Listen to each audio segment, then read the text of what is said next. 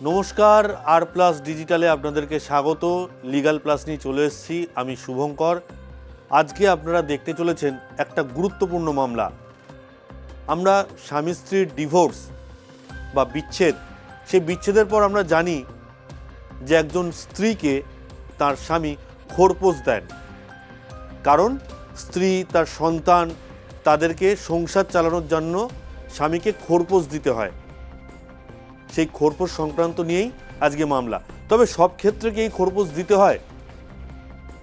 যারা কাজ করেন, কর্মক্ষেত্রে রয়েছেন যে সমস্ত মহিলা, যে সমস্ত স্ত্রী, তারা যখন ডিভোর্স নেন তারা কি খোরপোশ পাবেন? তারা যদি উচ্চ কোনো সংস্থায় বা কোনো সরকারি চাকরিতে উচ্চ কোনো পদে আসীন হন, তারা কি খোরপোশ পাবেন?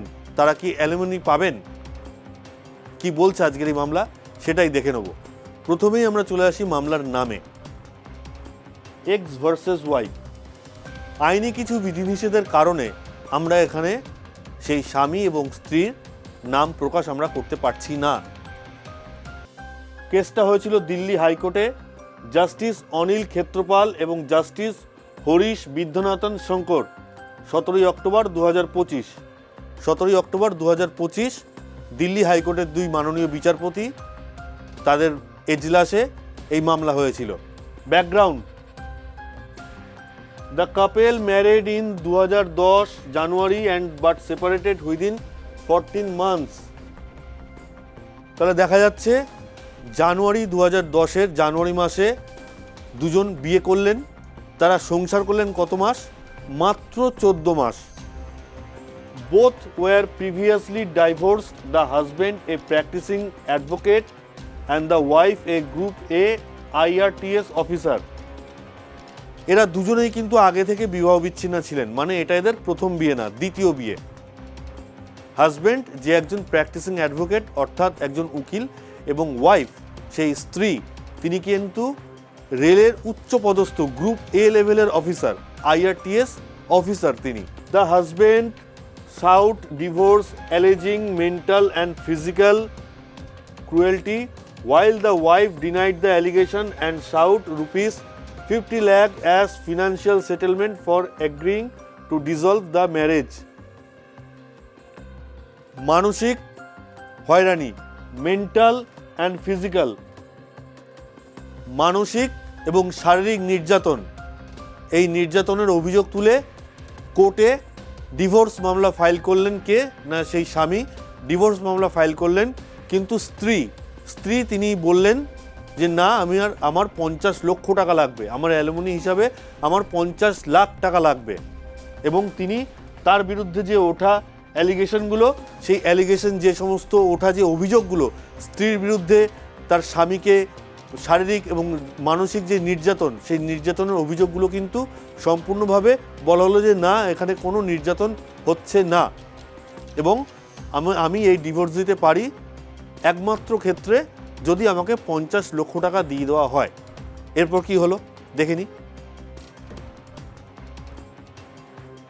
ফ্যামিলি কোর্ট ডিসিশন, অর্থাৎ ফ্যামিলি কোর্ট, আমাদের যে পারিবারিক আদালত আছে, সেই পারিবারিক আদালতে ছুটলেন কে? স্বামী। তিনি গিয়ে কি বললেন পারিবারিক আদালতে? পারিবারিক আদালত কি বলল সেই স্বামীর বক্তব্য শুনে দেখা যাক। Marriage dissolved on the ground of cruelty by the wife. এই যে বিবাহ, এই যে ম্যারেজ, বিবাহটাকে ডিসলভ করে দেওয়া হলো, মানে শেষ করে দেওয়া হলো, বিবাহ বিচ্ছেদ করে দেওয়া হলো ফ্যামিলি কোর্টের তরফ থেকে। কেন বলা হলো? কারণ ক্রুয়েলটি, মেন্টাল যে ক্রুয়েলটি করা হচ্ছে, মানসিক যে নির্যাতন করা হচ্ছে ওয়াইফের তরফ থেকে, সেই মানসিক নির্যাতনের যে অভিযোগ, সেই অভিযোগকে গুরুত্ব দিয়ে, অর্থাৎ অভিযোগটা সত্যি, এই অভিযোগকে গুরুত্ব দিয়ে এই বিয়েটাকে ডিসলভ করে দেওয়া হলো, মানে বিয়েটাকে খতম বা শেষ, বিবাহ বিচ্ছেদ করে দেওয়া হলো। আর কি বলল family high court? The wife's demand for rupees 50 lakh was rejected. সে যে স্ত্রী যে 50 লক্ষ টাকা চেয়েছিলেন, ভাবতে পারছেন? 50 লাখ টাকা, 50 লক্ষ টাকা চেয়েছিলেন, সেই 50 লক্ষ টাকাও বলা হলো যে না, দেওয়া যাবে না। আর কি বলছে? The court held that her conduct showed financial motives rather than genuine resistance to divorce. এখানে ফ্যামিলি হাইকোর্ট দেখছে, ফ্যামিলি হাইকোর্ট বলছে সেই যে স্ত্রী আছেন যিনি IRTS অফিসার একজন, তার এই স্বামী স্ত্রীর সম্পর্কটাকে বাঁচানোর থেকে বেশি, এই যে সম্পর্কটা, সেই সম্পর্কটাকে বাঁচানোর থেকে বেশি তার জন্য 50 লক্ষ টাকাটাই বেশি দরকার। অর্থাৎ তিনি একটা সম্পর্ক ভেঙে যাবে, কিন্তু তিনি চাইছেন আমার 50 লাখ টাকা চাই, তবেই আমি ডিভোর্স দেবো, এইটা বলছে ফ্যামিলি হাইকোর্ট। এরপর কি হলো? এরপর তারা ছুটলেন ফ্যামিলি হাইকোর্টের সিদ্ধান্ত মানতে পারছেন না।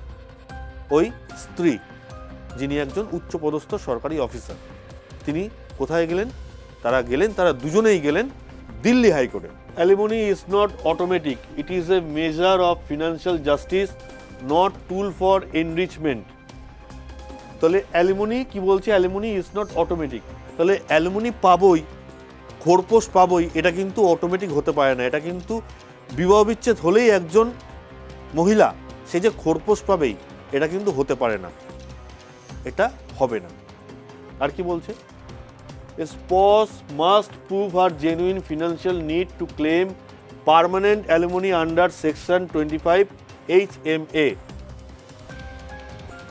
সেকশন 25 হিন্দু ম্যারেজ অ্যাক্টের যে হিন্দু ম্যারেজ আইন আছে, হিন্দু বিবাহ বন্ধন যে আইন আছে, সে আইনের 25 নম্বর ধারায় বলা হচ্ছে কি, একজন স্ত্রী তখনই খোরপোশ পাবেন যদি তিনি নিডি হন, অর্থাৎ যদি তার চাহিদা থাকে, যদি তিনি সংসার চালাতে, স্বামী ব্যতীত সংসার চালাতে, একাকী জীবন, তার সন্তানকে নিয়ে সংসার চালাতে যদি তিনি অপারগ হন, তাহলে সেই ক্ষেত্রেই একজন স্ত্রী, একজন মহিলা কিন্তু স্বামীর কাছ থেকে ক্ষতিপূরণ বা অ্যালিমনি বা খোরপোশ পাবেন।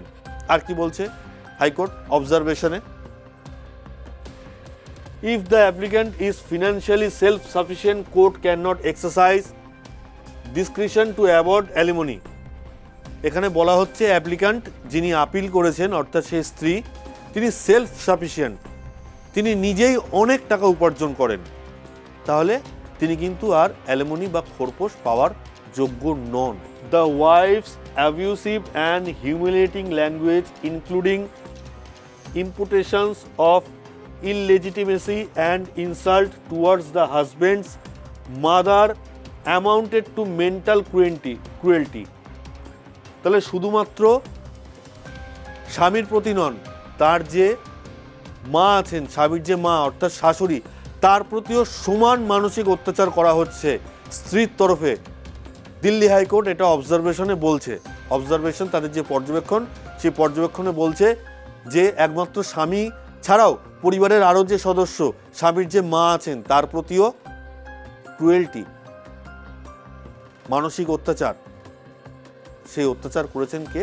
ওই স্ত্রী অত্যাচার করেছেন। আমরা চলে আসবো পরের স্লাইডে, হাইকোর্ট কি রুলিং দিল, কি রায় দিল, চলে আসবো সেখানে। The high court upheld the divorce and denied alimony nothing, short marriage duration 14 months.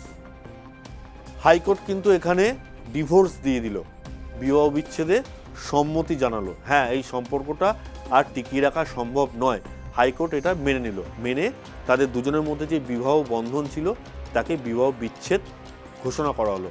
আর কি বলা হলো? মাত্র 14 মাস, মাত্র 14 মাস, 14 মাসের সম্পর্ক, যেখানে স্বামী স্ত্রীর সম্পর্ক সারা জীবনের থাকে, এখানে মাত্র 14 মাস। এই সম্পর্কে তাদের কিন্তু কোনো সন্তানও হয়নি, এতটাই কম সময়ে তারা দুজনে একসঙ্গে ছিলেন। আর কি বলছে? নো চিলড্রেন, অর্থাৎ এক্ষুনি আপনাদেরকে যেটা বললাম যে তাদের কোনো সন্তান হয়নি।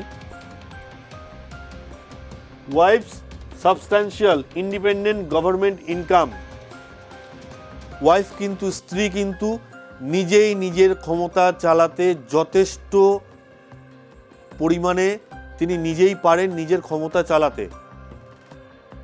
স্ত্রী নিজেই নিজের ভরণ পোষণের দায়িত্ব নিতে পারেন, তাকে অন্য কারোর উপর আর নির্ভরশীল হয়ে থাকতে হবে না।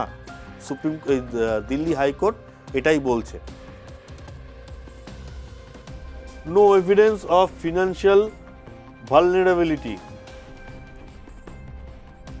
দুজন উচ্চপদস্থ, একজন উচ্চপদস্থ সরকারি কর্মী আর একজন উকিল, তাহলে দুজনেই কিন্তু উচ্চ আয় করেন, তাহলে তাদের মধ্যে কোনো অর্থনৈতিক বৈষম্য নেই।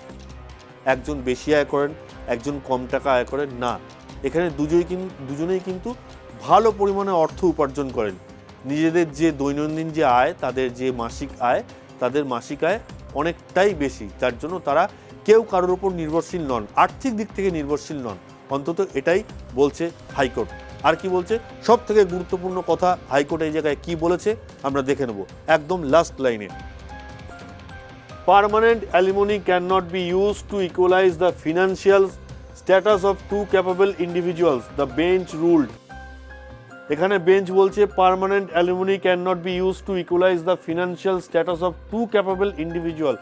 দুজনেই যখন যথেষ্ট পরিমাণে আয় করতে সক্ষম, দুজনেই স্বামী স্ত্রী দুজনেই যখন যথেষ্ট পরিমাণে আয় করতে সক্ষম, তখন তাদের দুজনের মধ্যে অর্থনৈতিক সমতা করা কিন্তু অ্যালিমনির কাজ নয়।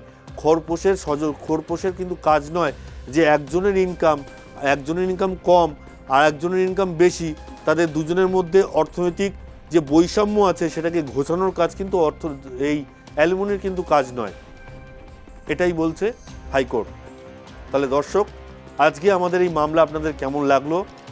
এর পরে আর কোন মামলা আপনারা শুনতে চান তা অবশ্যই আমাদের কমেন্ট বক্সে জানান। ধন্যবাদ।